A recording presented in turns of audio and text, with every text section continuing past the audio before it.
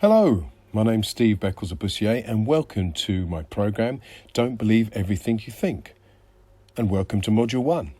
What are the beliefs holding you back? Now, beliefs are very powerful and beliefs have an amazing effect on what we say, what we do, what we eat, what we wear. Beliefs are everything.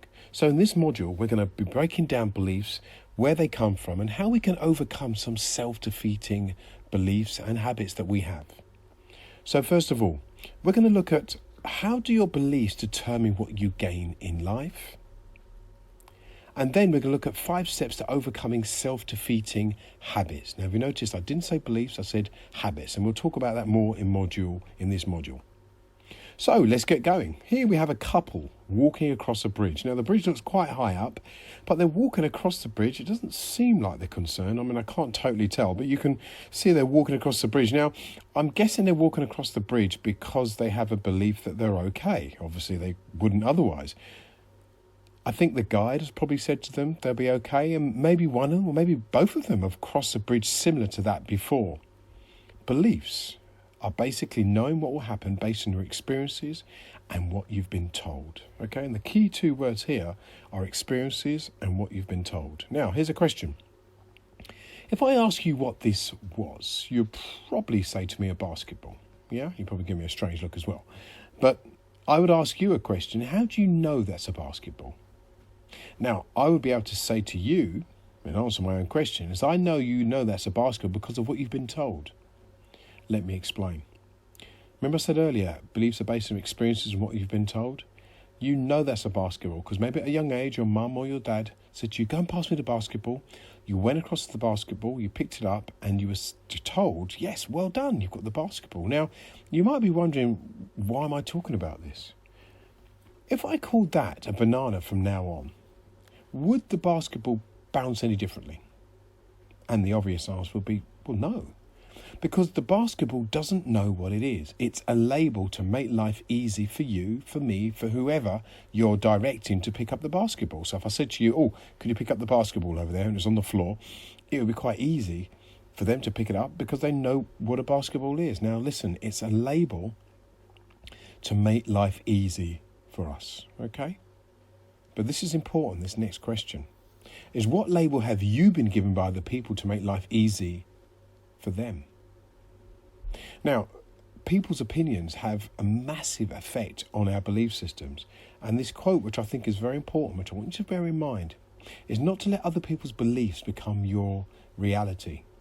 I got on a bus a couple of years ago. I'll never forget, a little girl got on with her mum. The little girl's about 13 years of age. Mum got on the bus with her friend and her daughter. Mum started talking to her friend about her daughter's achievements at school. Mum said, oh, my daughter, she struggles at maths and she's so shy. The little girl was looking at her mum, shaking her head in agreement. Now, I'm not challenging whether that is true or not, whether she's shy or not. That's not the issue. The issue was that she had a belief. Why? Because based on her experiences and what she'd been told by her mum. So it's her mum's experience. Now, I'm just using that as an example, but I want you to start thinking about perhaps the beliefs that you've got that really have come from other people. Think carefully. Don't let other people's beliefs become your reality. Now, let's find a link between those beliefs and what you actually gain in life.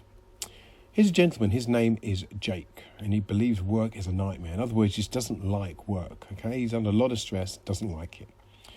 I'm going to give you 4 lines to help you break down where the link between beliefs and your gain in life comes in. First of all, your belief determines your attitude.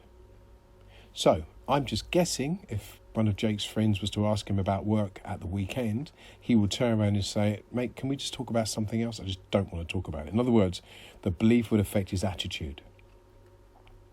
I'm just guessing that maybe at 9:30, 10 o'clock in the evening, a Sunday evening I should say, he starts to feel a little bit down. Why? Because he's got work on Monday. Do you remember I said earlier? Your beliefs determine your gain in life. So the beliefs are affecting his attitude. His attitude is now affecting the way he feels about going to work.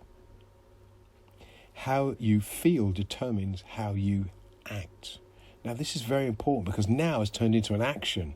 We've moved from a belief, an attitude, a feel, which are all things in your mind, now to an actual action. Can you see the connection here? This is very important, because then how he acts determines what he gains in life. Now, I'm going to say to you now, if you have any belief that is a self-defeating belief, it will affect your attitude, the way you feel, the way you act, and ultimately what you gain from life. So, a belief shift is needed. I'm going to give you 5 steps to overcome self-defeating habits. Now, notice I've called them habits and not beliefs. I'll explain why. I think habits come from beliefs. So if you have a belief of doing something, you'll do it and do it and do it, bang, it then becomes a habit. Yeah, it sits in that subconscious mind. So if I can get you to overcome your habit, in other words, change your pattern of behaviour, I think your belief system will then change. So let's look at the first step. And that first step is overthinking.